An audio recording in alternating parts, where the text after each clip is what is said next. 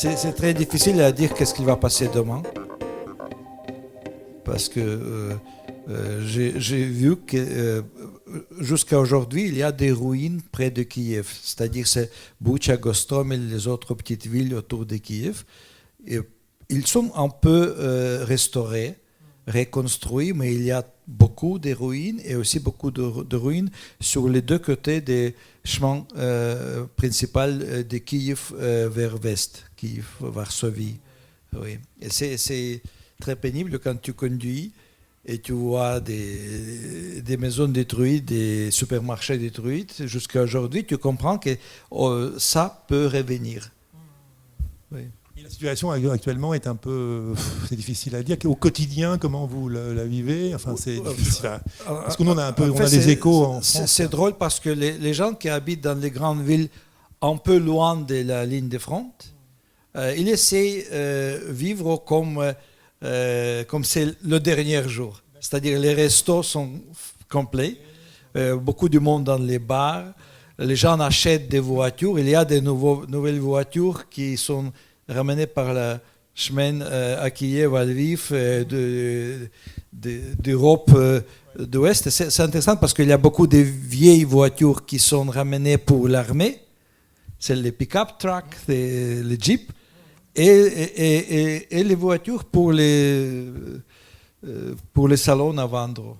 Oui.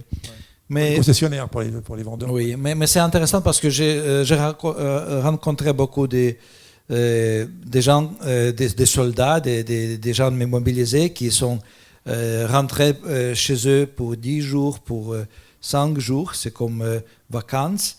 Et on peut dire qu'il y a deux types de gens, des soldats, des mobilisés qui reviennent. Il y a beaucoup de mobilisés qui toujours portent les uniformes militaires et ils ont peur des vies civiles maintenant et des gens civils. Ils ne comprennent pas comment on peut vivre comme avant la guerre aujourd'hui. Oui, et ces gens, j'écris en fait avant-hier sur un homme mobilisé qui devait venir pour visiter sa famille.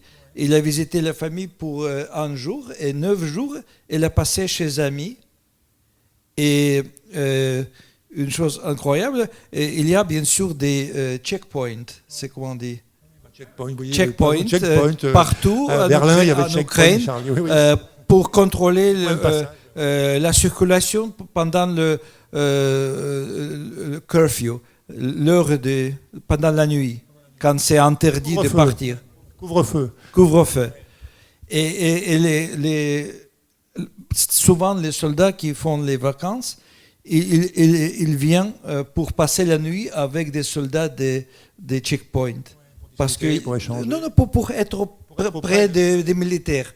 Parce qu'ils trouvent c'est un peu pas confortable être parmi les gens qui vivent normal. Des autres, ils changent les vêtements, ils sont habillés dans les vêtements civils, les autres mobilisés. Et ils essayent de boire beaucoup, de passer le temps dans les discos, cinéma, mais je ne sais pas les proportions. Quelles sont les proportions entre ceux... Oui, mais je pense qu'il y a déjà trop des gens qui étaient démobilisés à cause des blessures en Ukraine. Beaucoup des gens sans jambes, des amputés. Et on dit que la dernière fois, cette quantité de gens amputés était après la Première Guerre mondiale. Parce que c'est la guerre d'artillerie, des missiles. C'est incroyable. Il y a un nouveau centre maintenant construit à Lviv, en Ukraine d'Ouest, qui s'appelle Superhumans. C'est pour aider les gens avec des amputations de trouver, de commander les prothèses. Les prothèses, oui. Et le centre à Lviv va faire 3000 prothèses par an. Mais ce n'est pas suffisant, bien sûr. Oui. Vous écrivez « Les temps ont changé, mais l'histoire se répète sous nos yeux. Au printemps 1944, Moscou... » Alors, on apprend aussi, enfin, pour celles et ceux qui le savaient déjà, la question des déportations des Tatars de Crimée. C'est vraiment un livre très intéressant, très riche aussi sur le plan historique également. L'histoire se répète sous nos yeux. Au printemps 1944, Moscou a déporté Manu Militari un peuple entier. 70 ans plus tard, en 2014, toujours au printemps et toujours Manu Militari, Moscou a annexé la Crimée tout entière, devenue entre-temps ukrainienne. Une annexion qui concernait aussi tous les Tatars de Crimée, anciennement déportés, rentrés chez eux au bout de près de 50 ans d'exil forcé. Presque aussitôt, en avril 2014, le président russe Vladimir Poutine a promulgué le décret numéro 268, c'est un exemple, mais il y en a plein d'autres dans le livre, sur les mesures de réhabilitation des peuples allemands, arméniens, bulgares, grecs, italiens et tatars de Crimée, et sur le soutien de l'État à leur renaissance et à leur développement. Dans la meilleure tradition orwellienne, donc George Orwell, ce document reformule, c'est-à-dire minimise la tragédie des Tatars de Crimée. Le décret, qui liste par ordre alphabétique les peuples visés par les répressions staliniennes, mérite d'être au moins partiellement cité. Puis après, vous le citez, montrer qu'il y a des précédents dans l'histoire et que on refait l'histoire à sa sauce, quoi. Enfin, l'histoire jouait un rôle incroyable dans cette guerre parce qu'en fait, c'est la continuation d'une bataille qui passait à 1709. Oui, la bataille de Poltava. Peut-être vous connaissez.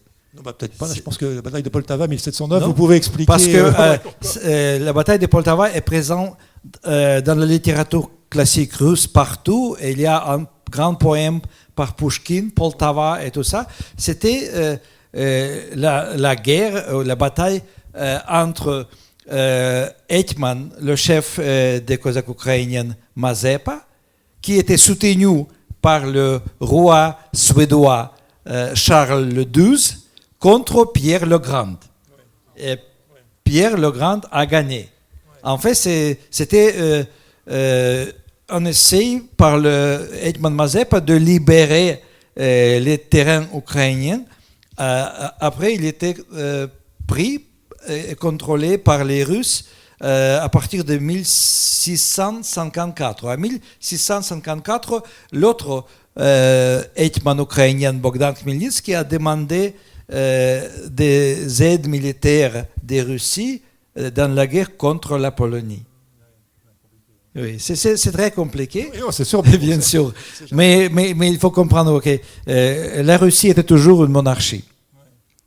L'Ukraine était d'abord une monarchie et après, par hasard, je ne sais pas, c'est pas toujours clair, est devenue une, on peut dire monarchie, république ou quelque chose comme ça, parce que les Hetmans n'étaient pas les rois, ils étaient les chefs de l'armée, ils étaient choisis par les autres chefs des Cosaques. C'était comme les élections. Il y avait un début un peu d'élection. Oui. Quoi. Mais chaque fois, après un Hetman était élu, les autres Cosaques commençaient des intrigues pour remplacer lui avec quelqu'un d'autre. C'est typique pour les Ukrainiens. Et comme ça, pour moi, l'Ukraine, c'est la patrie de l'anarchie. Pas monarchie, mais anarchie.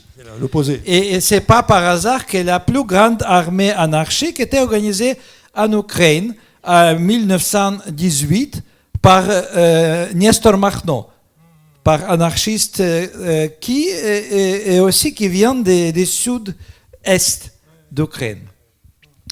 Et c'est la différence entre la mentalité russe et ukrainienne, parce que les Ukrainiens, traditionnellement, n'ont pas le respect pour les politiciens, pour les chefs d'État. Ils les éluent pour les critiquer, pour les agresser.